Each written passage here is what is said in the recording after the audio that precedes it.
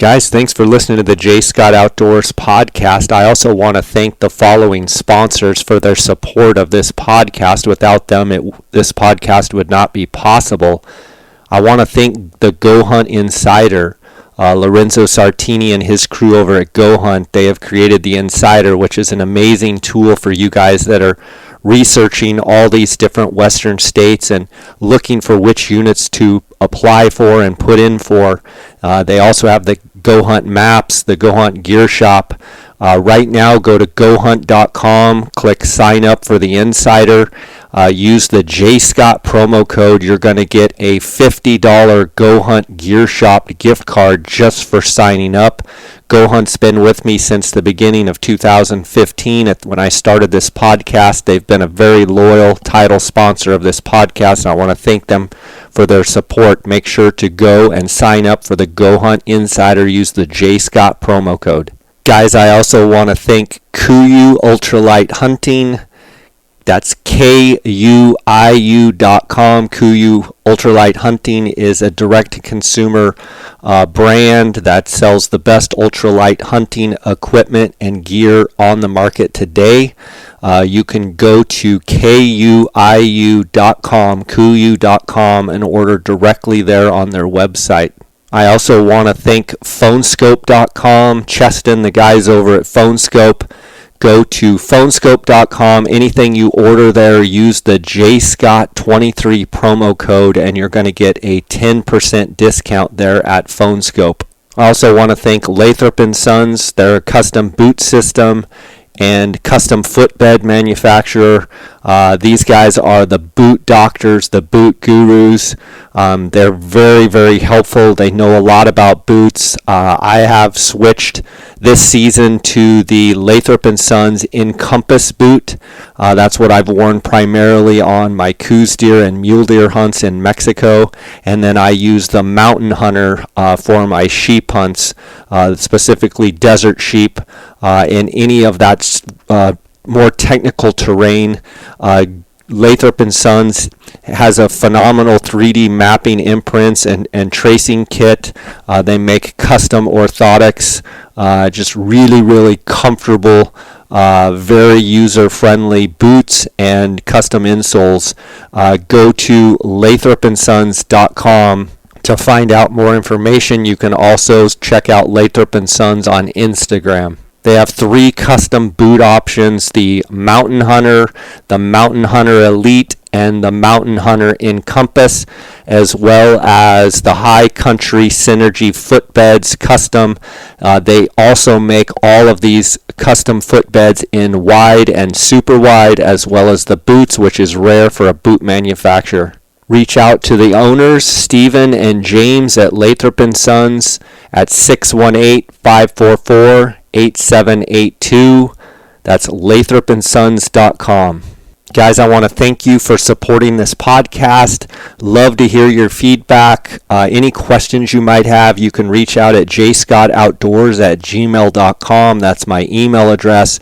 You can follow along on Instagram at jscottoutdoors. Always feel free to send me a direct message. Love hearing from you guys. And let's get right to these episodes.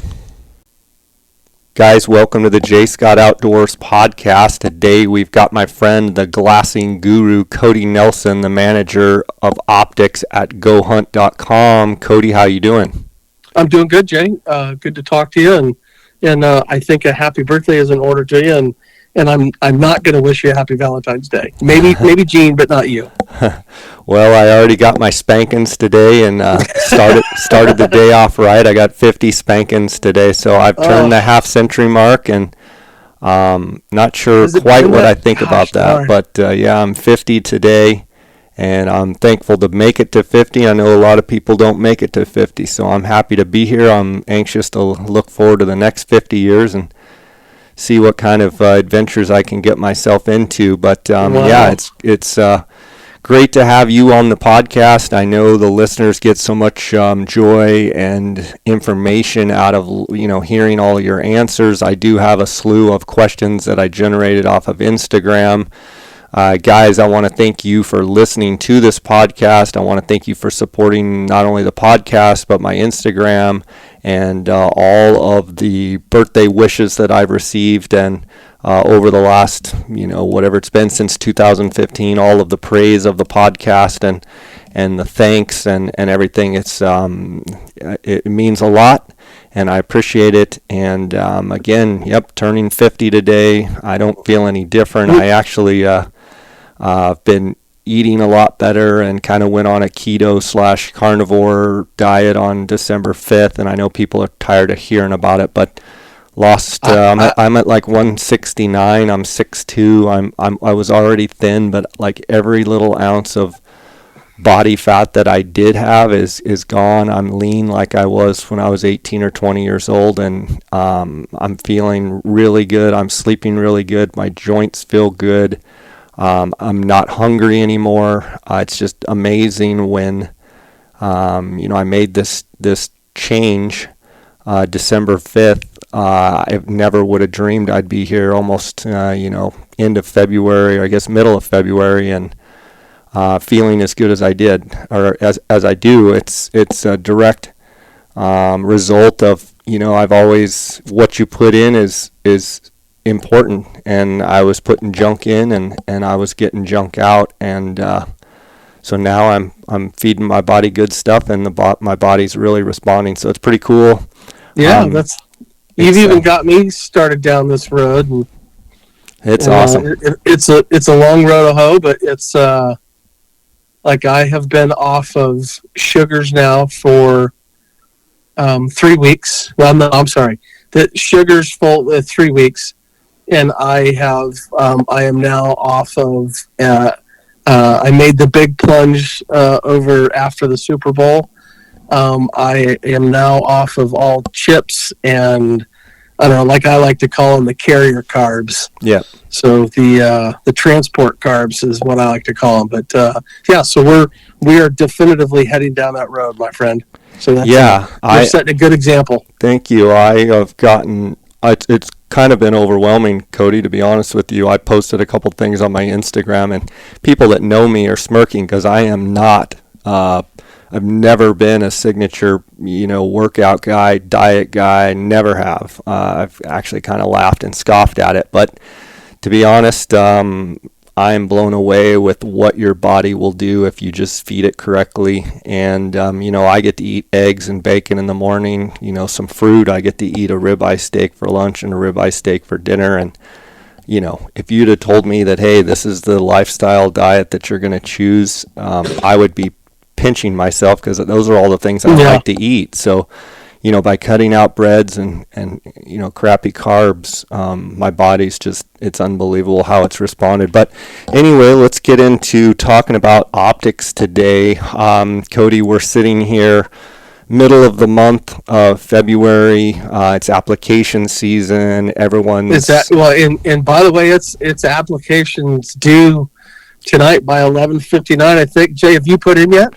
Yep, I applied. Oh, you did? Yep, I just did bonus points across the board. I have some things that are going to keep me from putting in or from, actually hunting in September. I also am eyeballing a potential deer tag, or have a really good chance in Arizona. So I had to kind of pick one or the other, and so I've got a bunch of bonus points for elk, and one of these years I'll cash them in, and I think it would have been a phenomenal year to do that. But like I said, I've got some stuff that is not going to allow me to put the time in that I want, and for me it's important to be able to, devote the whole time to a hunt, and, even a couple weeks. I would like to spend the whole month, chasing elk and sure. Doing it how I want to do it. So I always think, Jay, it's amazing to just, not to get completely sideways on this, but I have not put in yet, which I will be putting in here shortly after we do the podcast. But I don't know why I started that trend years ago, but I always wait till the very last day, and I'm impressed that you are holding off that bankroll of bonus points that you have. So I'm impressed by that. Well, I mean, the amount of points I have, I can pretty much draw any archery tag in the state of Arizona, with maybe the exception of the 23s because of the amount of tags that they allot. But it's one of those things that I've elk hunted a bunch, and I want it to be just perfect. And like I said, I've got some things that are not going to allow me to put in the amount of time, and so I think I'm going to focus my efforts elsewhere. But yeah, good luck to all the people out there applying. I know guys got a lot of value out of some of the podcasts that I just did on elk and antelope, and wish everybody the best of success in drawing. I think it's going to be a fantastic year. I think the moisture's great. I think the timing of some of the seasons as far as moon phases and such are pretty awesome. So Cody, we had talked last, and we had done a Q&A podcast, and we got even more questions after we did that. So I want to go through some of these questions. Before we get into that, can you give us a little update on the Go Hunt Gear Shop, the optics department, everything you guys have going on there at Go Hunt? I know you have some new products, some new stuff in the store, so tell us about it. Well, first and foremost, Jay, there's everybody in the gear shop going on right now is the President's Day sale, which is always there's a lot of good values in there. I was kind of perusing over it, and I think people would find that to be a mistake if they didn't hit some of that up right now. So yeah, the President's Day sale will go through next Monday. So I believe that's the 21st.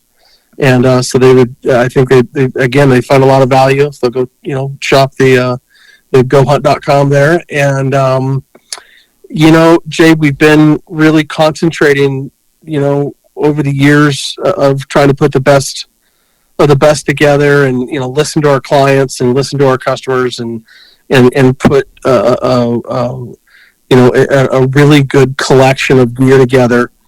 And so we've been adding products as we go here, and my guy Ethan there at the shop is doing the buying duties and helping me out and getting us all together. He's just doing a fantastic job, and so it's really allowed us to really expand on some of these new products. And so one of the biggest categories that we're operating now is the red dots. We've got red dots from 6 Hour, Loophold, and Vortex. Loophold stuff will be coming in here this week, but we've already got it from Vortex and 6 Hour. What a huge, we're getting a lot of questions on it now. You're starting to see people, use them for all different, things, whether it's their handgun, shotguns, for turkey, or, their AR style rifles, black rifles. So that was a huge category for us, and it's taken off and done very well so far. And so I would suggest people get on and look at that. Jay, do you see a bunch of guys starting to show up and talk about and see it in your turkey camps with red dots on their shotguns? Oh yeah, everyone pretty much anymore is hunting with a red dot scope for turkey. It's more common to have guys with red dot scopes than guys that don't. So I would say it's the majority now are shooting red dot scopes. They're shooting, they're going, instead of the 12 gauge, a lot of them are going to the 20 gauge, the 410s, with some of the Apex ammunition and some of the TSS, the tungsten super shot. They're shooting smaller gauges, 410s and 20s, and tricking them out and having red dot scopes. So yeah, it's taken over the turkey world. Well, for sure. Jay, I still can say that my only turkey expedition has been with you, and I don't know that I'd call that an expedition. That was more of an assassination. Yeah, it was a 24-hour turnaround. It was what it was. But the bird flew out of the tree, came right to you, and you shot it, and you're like, "This is easy." I was going to say we spent more time watching Remza and his wife and and I think the Colburn's, shooting turkeys than we did ourselves. Yeah, I remember that morning it was the race to see who could text the other one the fastest to say bird down. I think we won that one. That was a good breakfast for sure. But yeah, I'm fascinated by all the interest, and it's just a pleasure to kind of bring these kind of things to new customers and new and it's showing people that go hunts, learning and growing and creating new paths, and we're trying to bring the best gear we can for our customers. So it leads me to we're bringing in the some Loophole Freedom line. That's it's a good quality entry level scope. So we're doing that. We're bringing in the Vortex Crossfire lines, and we're bringing in the Sig Sauer, on those entry levels, and all the way up to the BDX systems. And so there's all kinds of things happening, and I just ask people to get on the site, take a look around, reach out to us, ask questions. We're always here to answer those. Another one that's been pretty exciting is that the Sig Sauer image stabilized binoculars. Jay, the popularity of those continues to amaze me. I'm still a tripod guy at hand. But guys that have shimmers, guys that maybe they're riding around on a quad or ATV or UTV or whatever they're doing. If they're got the engine running, you can hold those binoculars, and with the image stabilizing engaged and on, it's amazing that it takes that shake out. And so we're continuing to add that that system. We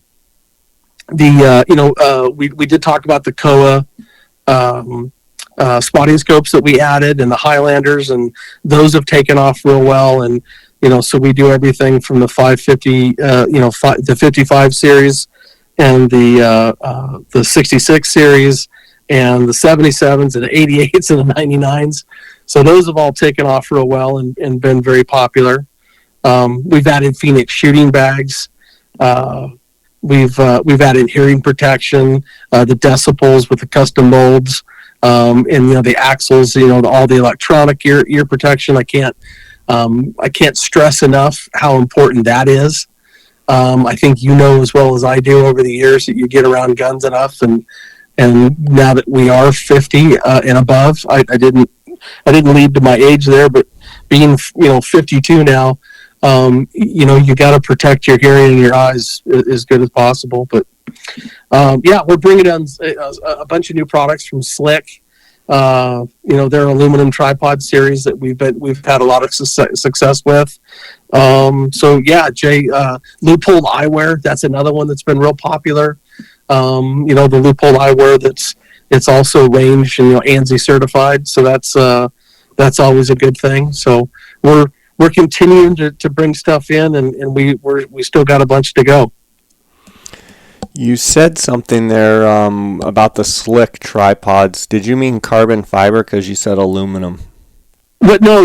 Yeah, we're actually bringing in. We actually do the Slick in the CF Pros in the carbon fibers. Mm-hmm. But we actually are bringing in some of the Slick aluminum tripods. Okay. The 700 DXs, the Pro AL 323s, 324s. There's a certain economic value to them, Jay, that is helping us out a lot, and helping a lot of different customers that maybe don't want to put the money into it that you might spend on a higher value tripod, which is fine. And so we're trying to give people choices. And trying to give people the opportunity to use, like that 700 DX. If somebody was going to purchase a bigger, heavier tripod with, flip locks that they, were going to use like for a bigger, spotting scope, or twins, big eyes, or BTX system, that would be an excellent piece for that. But yeah, so we're just trying to expand our offering. Good stuff. Well, let's dive into some questions. If you think of anything else, you can add it in. Sure. Got a question here. Have you checked out the new Swarovski ATC STC nice packable version? What do you think? Jay, I've played with it. Oh, I guess on 3 or 4 different occasions now. Um, and I have, I think I've said this before, but it's everything that I would ask for and want out of a small packable spotting scope. Um, you know, I've been asking for that for years. I still have uses for my bigger, heavier, optics, but there are times when I think it's a good thing to have, a set of binoculars with you and just go run up and maybe you're going to look at the head of a canyon or something where the distances aren't far and you're going to maybe try to snap some quick pictures or do something. I guess it just depends on what you're doing. Maybe you're backpacking solely, and weight is of every bit of concern, and maybe even more so than that space. I think with its, I don't know what I want to call a unibody design. There's no connections. You're not putting two pieces of glass together, but It's no modular system. oh yeah, it's incredibly efficient. So if The you were doing eyepiece- like a dull sheep hunt and you wanted a spotting scope, would that be the hunt where you're doing it on in your backpack? Would that be the spotting scope that you would take? I absolutely do. I mean, if you think about it, Jay, an exit pupil on that with a 56 millimeter. If you have an exit pupil of about 2 at 28, power, the fact of it is that that's a fair chunk of magnification away or improvement over your 10s or 12s that you may be using. And I think when you get up into the 35 power, it's still doing pretty good.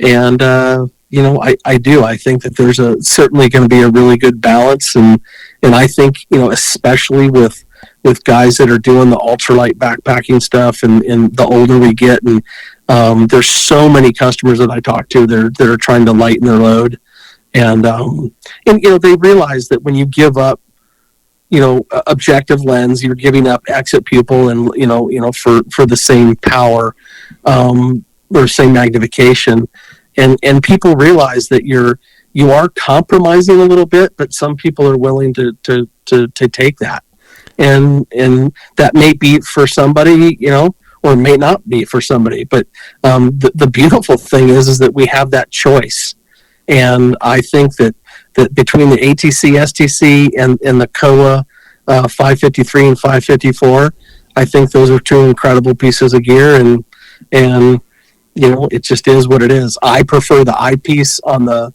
ATC only because it's the same size and the same aperture as what I look through when we're looking through the ATX or STX. But that's a personal thing. But we've sold several of the 553s and 554s from Kowa, and they've done amazing. So excellent pieces of glass. So have you heard of anybody trying to make twin spotters out of them? Jay, that subject came up pretty early on. People wanted to do it, and I'm not saying that it shouldn't be done. I will tell you that in order to make it so that it's possible, you have to have the widest eye sets. So my squinty, beady eyes wouldn't work. No, yeah, anybody that has to put their binoculars close together, unfortunately, would not be able to use those. And then, I guess I have the other question is that, somebody might want to put them together so that they have a 17 by 56, but there's, and you want to be able to turn the, power up on one side. I understand it.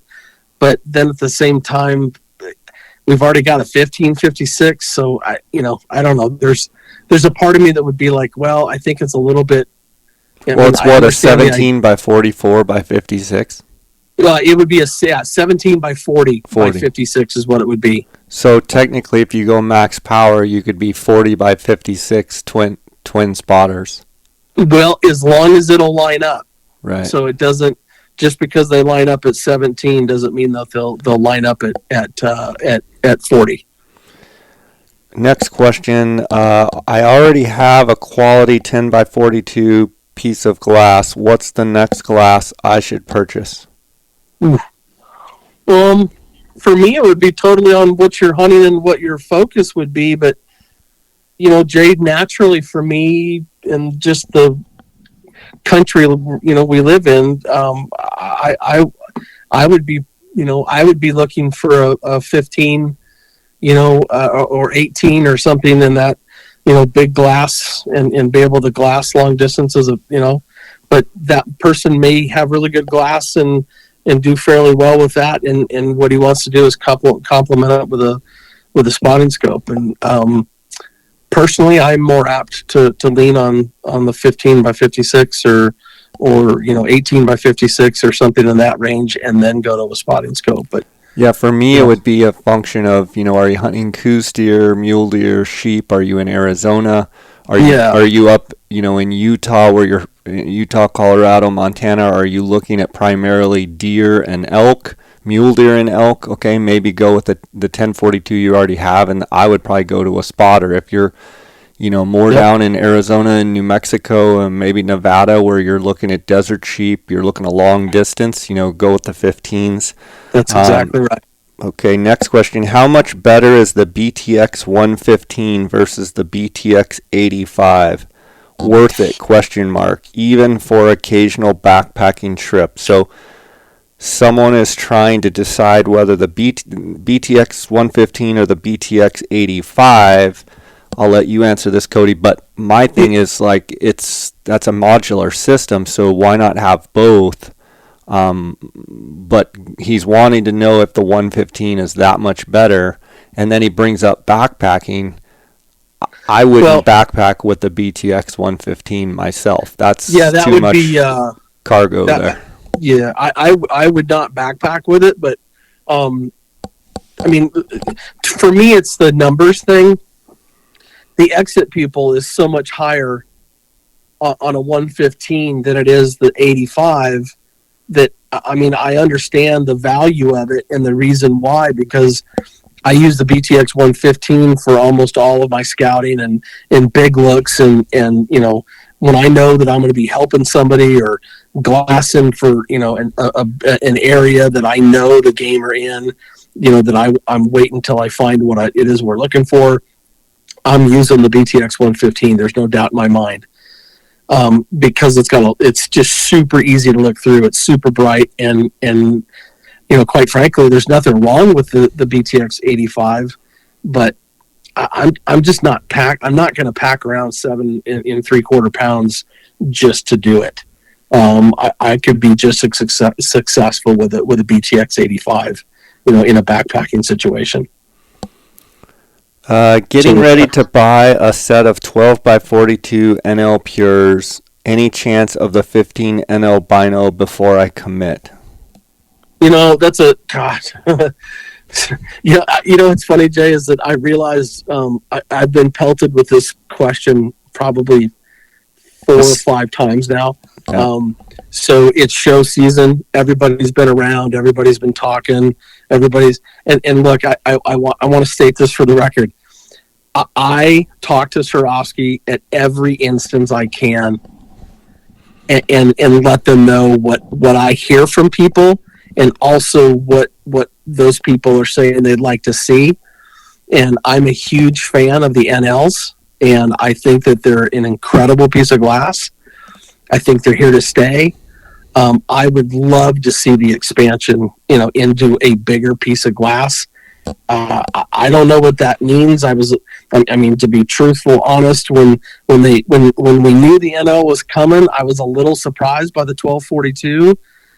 And I'll say it again. I would be absolutely just ecstatic about some form of a bigger, whatever 1556 NL. If Well, you even can more give than me a that, 15, how nice would it be if it would, because of the wide field of view that you that's get with the NL, exactly why my not point. kick it up to 18 or 20 power? I mean, Well, unbelievable. Let us yeah, just let us just drool all over that ourselves. But that is I have that not is heard anything, so I don't think it's a deal to hold off on a purchase because you're no. thinking it's in the pipeline, because I have not heard Well, anything about it. I would just tell people, first of all, Swarovski like that, any of these companies, none of these companies do anything like ultra fast like that. And they have to have the ability to produce it and keep it up and get it in the hands of people. And boy, you hit it right on the money with the field of view. You give us a bigger 15, 16, 18, whatever it is, you give that to us with a wider field of view, and you retain that same glass quality, and boy, you've got my attention. So, next question, thought on SFL's 8s versus 10s? The SFLs are a new piece of glass, Jay, from Zeiss. I think when they were building those, it's just my gut, just because of where they came in. I think they were basically brought in and built to compete and directly be around that 10-42 SLC range. I think they did a really good job with them. I used them for a month, maybe a little bit longer than that, back in September, and I was pleasantly surprised with that piece of glass, and I would absolutely recommend them to anybody. It's basically just a 10-42 SFL, or I'm sorry, a 10-40 SFL or an 8-40. And I would just tell somebody that if the beautiful thing is they're both tripod mountable. They've got a spot for a stud up front. So I would tell anybody that if you feel like you need the handheld stability, but with incredibly bright glass and good wide field of view, then do the 8x40s. But if you're looking, to have just a little bit more magnification, still with that 4mm exit pupil, tripod mounted, they're lightweight. They just do it. They did a fantastic job with that piece of glass. And I would tell somebody that if they want to, call me, we can get into the specifics. But the difference between the two is just, do you want handheld and stability, or do you want a little bit more power and a little bit less exit pupil? That's what it comes down to. Top 5 bino harnesses. Oh, geez.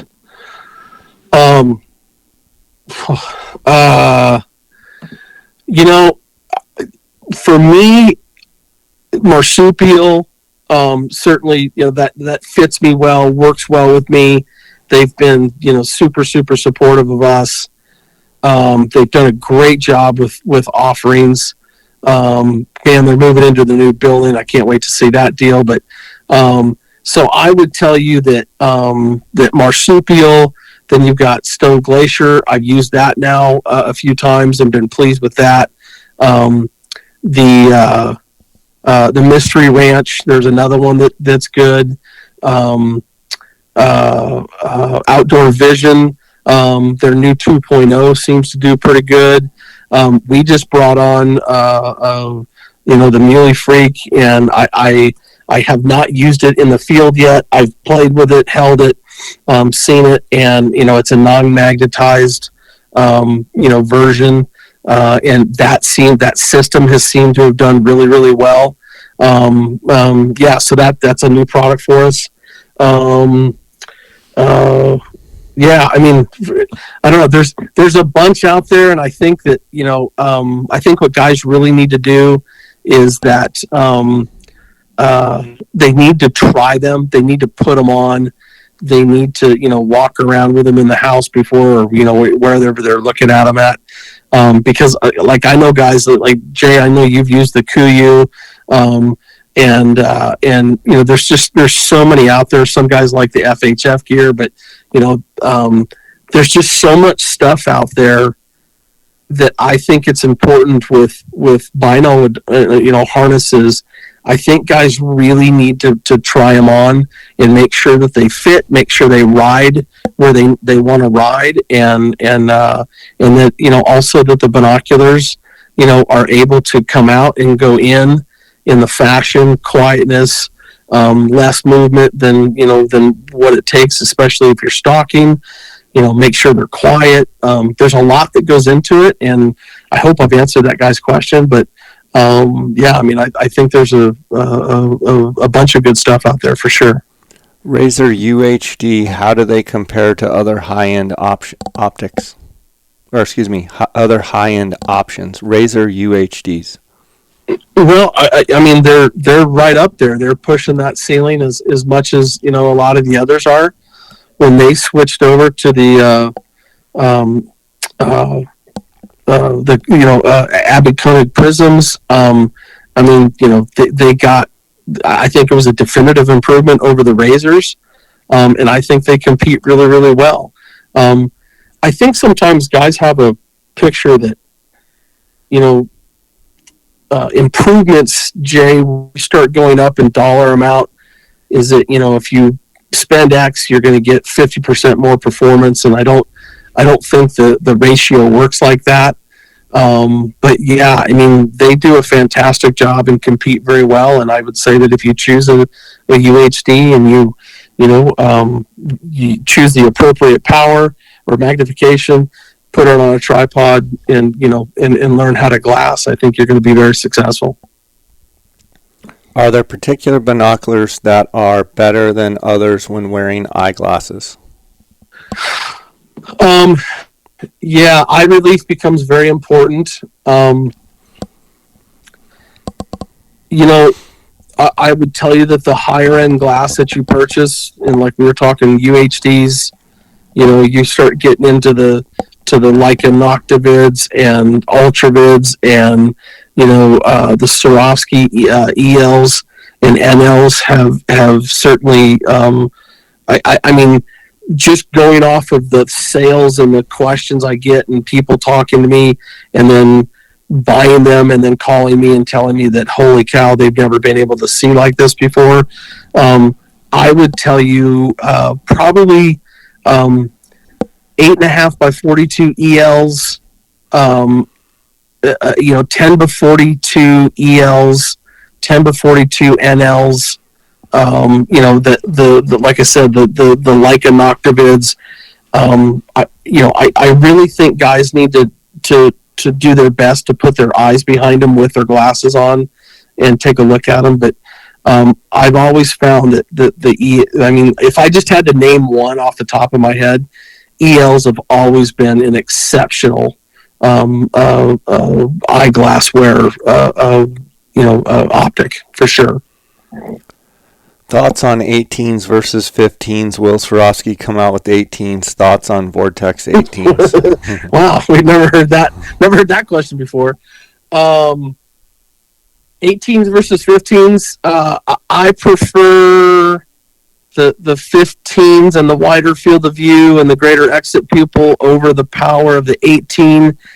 But that doesn't mean that there's not a place or time.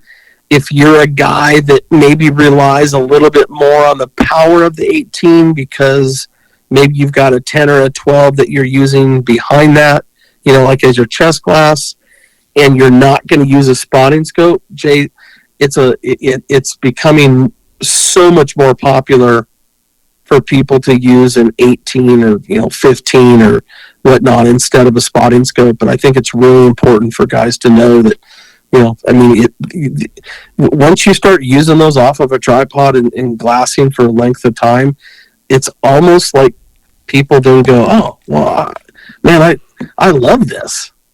And where they buy all sometimes they buy a spotting scope and they just don't use it because they can't stand looking through it. So, 15s and 18s, I prefer the 15s, but yeah, I mean, you got to look into that option because. I think people are missing, glassing techniques if they're not utilizing the magnifications. Recommended lens cleaning techniques.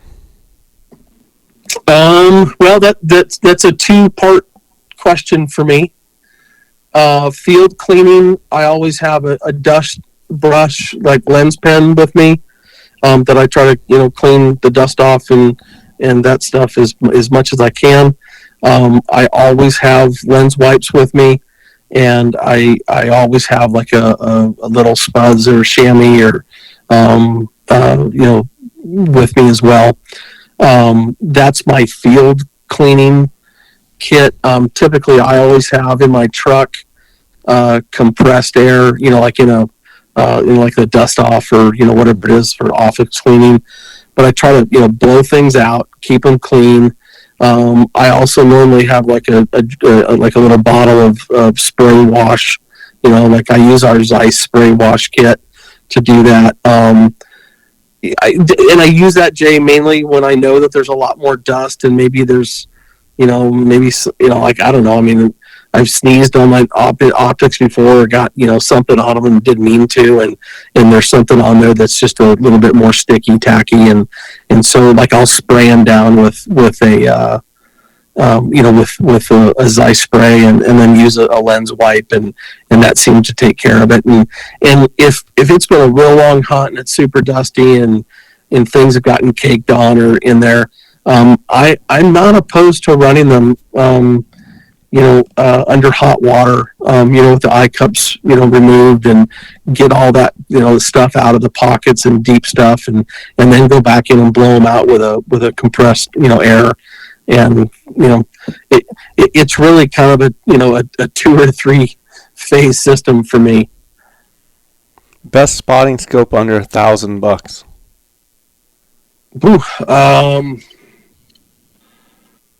Yeah, we're Viper certainly has to be a part of that conversation. And I'm assuming we're talking basically 65 millimeter, 80 millimeter, that sizes. We sell the razor that's under 1,000 for the 50 millimeter, but I that would only be for specific use or backpacking or something like that. But I would say like the SX Pro 4 and the Viper would be the two that I would look at, and we should have the SX Pro, the SX4 Pros in the shop any day now. Thoughts on Razor HD, already a stretch in price. Let's see. Saving for Razor UHD or Swaros. Thoughts on Razor HD, already a stretch in price for me, but am I better off saving?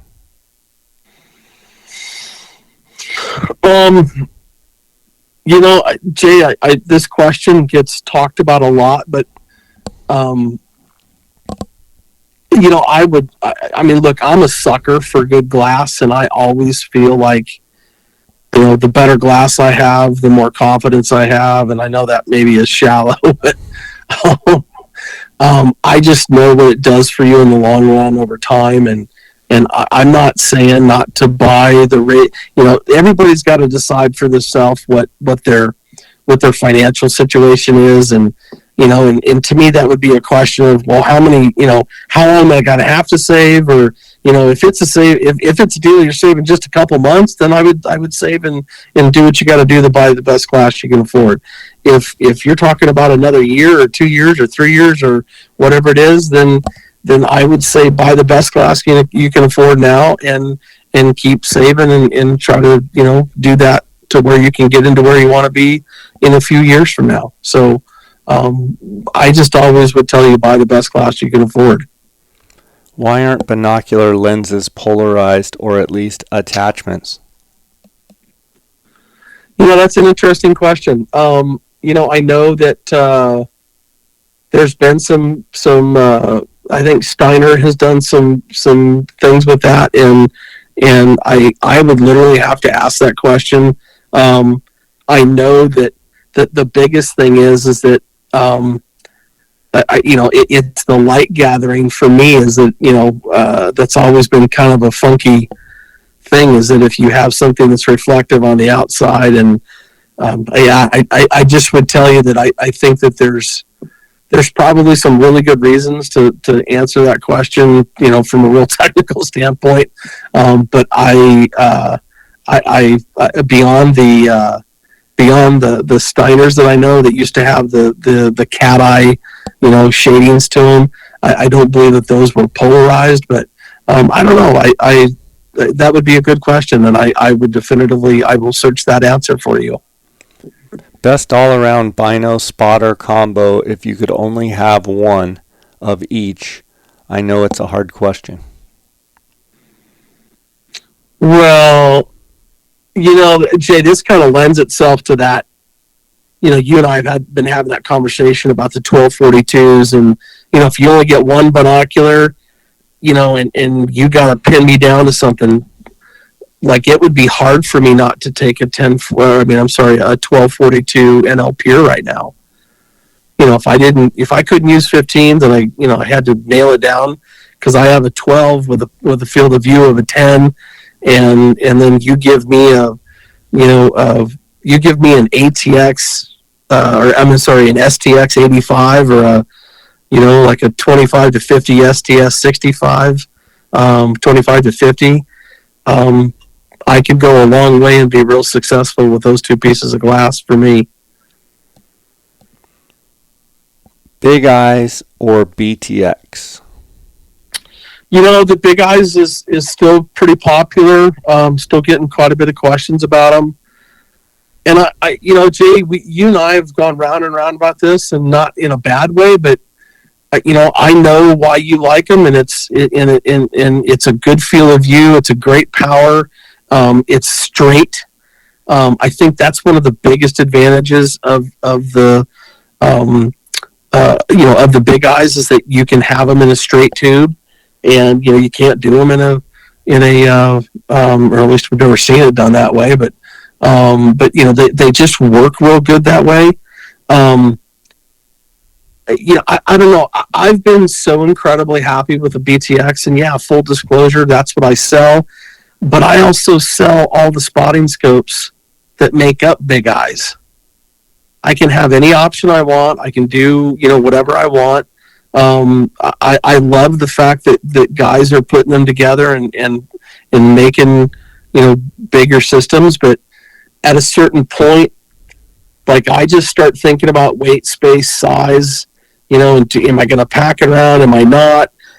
I still think for myself, I love the versatility of the BTX and the different sized eyepieces. And then along with my AT or my STX, being able to switch out to the spotting scope. But that's for me. But I know you love your 25 to 50 by 65s, and I think that's a good system if you want to use the straight tubes. For me, the difference, I have both and I use both. The reason I use the Big Eyes more than the BTX is a couple reasons. One is I like the straight eyepiece of the Big Eyes. The angled is not my favorite. I think if Swarovski made the BTX in a straight eyepiece, if they could do that, I think it would be killer. The twins having the ability to be on an animal at the lowest power and see a buck at a distance and be able to just stay on it on my left eye, crank the right eye to 50 power, and then close my left eye. Now I'm fully focused on my right eye without even moving. Basically only having to move my hand and go, okay, yeah, that's not the buck we're looking for, and then crank her right back down to 20. Power is, to me, having that variability to be able to zoom in and zoom out, or in the case that I zoom in my right eye and it's at 50, I'm like, ooh, that's a really good buck. I can immediately zoom in on my left eye, and now I'm looking at it through 50 power. And I haven't even had to reach into my bag for a spotting scope.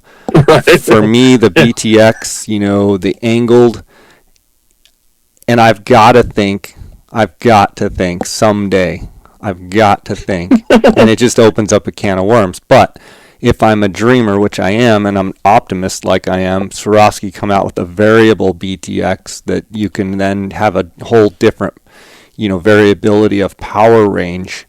I think that would be fantastic. Both the BTX and the twins that I use are Swarovski, so it's like I'm using the best of the best. But for me, the straight eye piece and the variability very quickly be able to be variable is why I use the twins.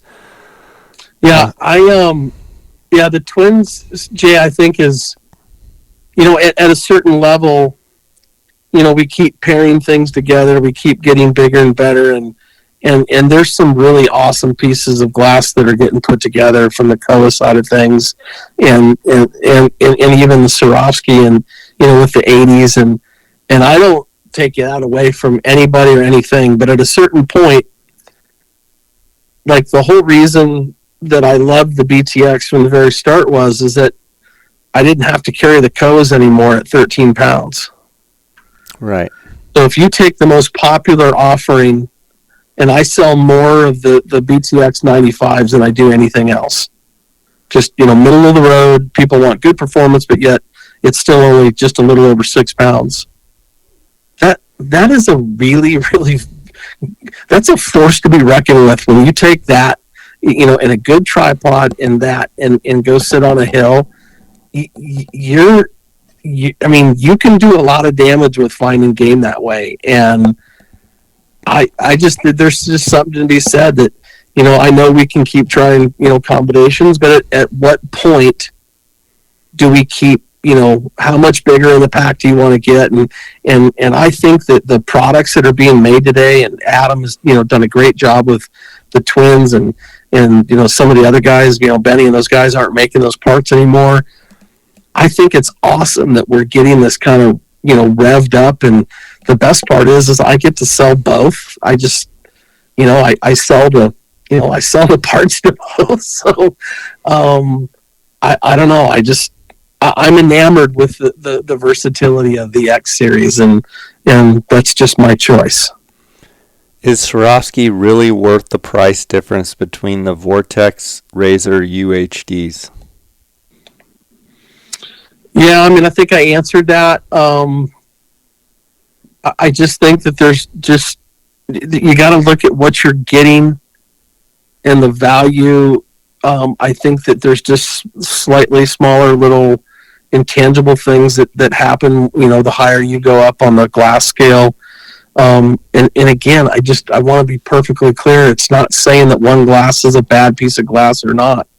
I just, I can find the value, and even if you told me that it was 1%, I'll take whatever advantage I can get out of those pieces of glass as I go. And it's, there are some people that won't see that, and that's okay. That's why, again, I always say it. We have chocolate and vanilla, and you have to make a choice of what works for you. And there's a lot of people that use the UHDs, HDs, that have been very successful and do a very good job. And I absolutely think that if that's what makes you successful and makes you happy, I think that that's what you should do.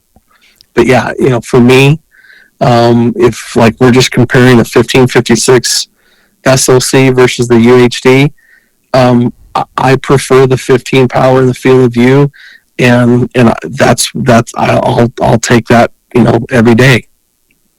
So, but yeah, I think it's just a guy's got to make that decision for himself. All right, last question here. Looking for lightweight 65 millimeter spotter. SX4 a good option for $700 or so, 30% off Leupold. Yeah, if he's getting that, he's probably got like a pro deal or some kind of a guide outfitter, or a military discount or first responder, whatever he's getting, and you can buy. I would tell you that that's a fantastic piece of glass, especially for that. Yeah, 100%. I have no qualms saying that SX4 would do great for that. Awesome. Well, Cody, thanks for pounding through these questions. Want to give you a chance to tell the listeners anything else you want them to hear, and just thanks for spending the time, and yeah, thanks for coming on. Yeah, it always seems, Jay, the amount of questions that we get. I know that we could probably do this for 2 more hours, but If people would like to reach out to me, they can do so at 702-847-8747. They can reach me at optics@gohunt.com. They can email me at Cody at gohunt.com, or you can reach me on my cell, 602-399-3699. I'm happy to help you in any way I can. That's kind of the red phone number there. That's the old bat line. Well, yeah, you know what? It seems to work. The old 602-399-3699 is kind of the bat. Yeah, that's the bat phone. Well, there's people that dial that number. Sometimes they'll go, "Is this Cody from like the Jay Scott podcast?" Yeah, this is he. And then they'll say, "Well, I didn't expect to get a hold of you." I'm like, "Well, I didn't know who else was going to answer that thing." Who else is answering my phone? It's me. I'm paying the bill on that sucker. So yeah, it's me who answers. Yeah, how can I help you?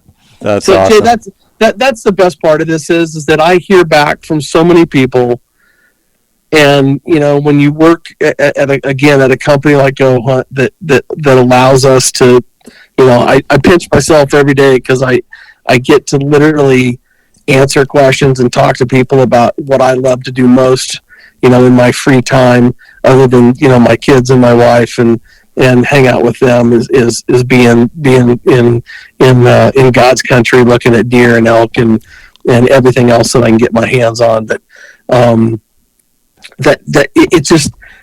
it amazes me when people call and then they said, they go on these hunts and people's whole experience has been turned into this positive experience of, I found more game than I ever have, or I got my son into hunting and he never liked it, and now he's glued to glass because we have a content that no matter how you figure it out, people love to get outdoors, and it's opening people's eyes, and working at Go Hunt has just allowed me to really, really help people do that on a scale that I didn't know was possible. And Jay, and as a thank you to you, when we get to do this podcast, I can't tell you how many times, and I know that you and I share messages back and forth, but it's humbling how much we get to help people out in the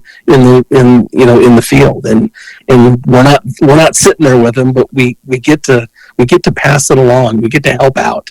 Speaking of helping out, can you help me out with something? I need you to pass along to Brady and Trail to stop drooling on Lorenzo's big buck antlers that are dark antlered. Because if they drool on them anymore, they're going to turn white antlers, and the dark horns of those bucks, I need them to stay dark.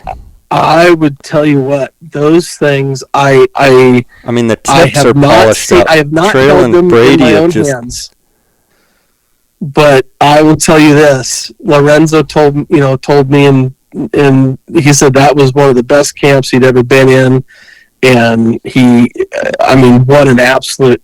You had like a rock star group with you there that time, Jay. Holy cow! We definitely had the A team there for sure. Yeah, you had Kramer's along, and you had Kramer along, Clay Bundy and Parker and Preston and the Todd brothers. The whole crew, Preston. Oh yeah, had the full deal going, so it's awesome. Are the Preston boys not just a group of just absolute go-getters, or what? Oh yeah, I just, where are you? I'm at the top peak. Well, what top peak? The top peak. I'm like, you just left 15 minutes ago. There's no way I'm looking at this top peak. They're like, yeah, look, I'll wave, and they're at the top. I'm like, holy smokes, that would have taken me like 3 hours. They're there in 8 minutes. It's unbelievable. Yeah, but, exactly.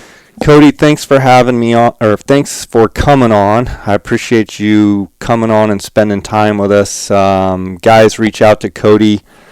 You've got his numbers. You can text him always and get a piece of advice, 602-399-3699. Also, you can send him emails. I'll list those in the show notes. And God bless you, buddy. I'll catch you down the road, okay? God bless you. Happy birthday. Give my best to Gene.